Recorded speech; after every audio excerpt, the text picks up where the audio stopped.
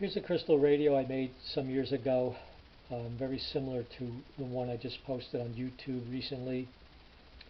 It's double tuned and it uses a pulley and dial cord arrangement to turn both capacitors, antenna, and detector at the same time. And you have here an antenna trimmer, the phone selector switch that's connected to the Bogen transformer. And we'll look from the top. Oh, you can also see the circuit board.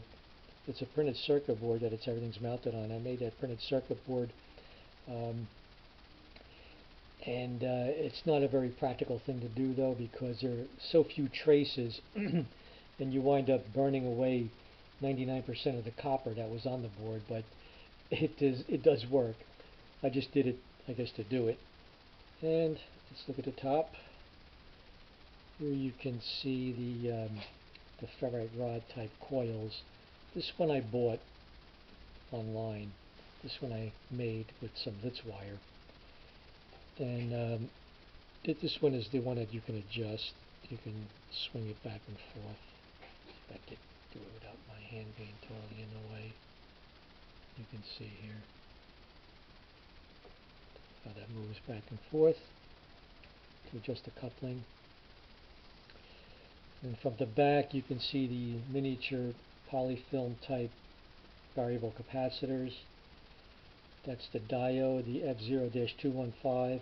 That's a pot with a cap for the Benny arrangement that I put in there. Not sure that really makes a hell of a lot of difference around here, but that's the back here. You can see I have the, let me turn another light on here.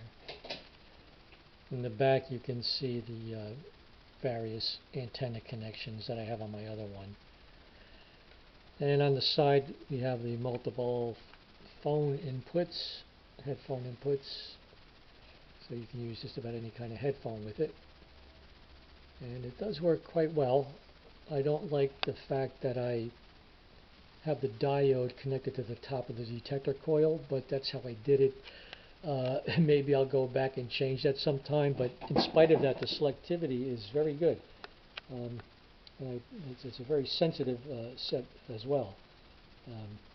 Anyway, that's the story on this one. I got a few more I'll be putting up soon. Thanks, bye.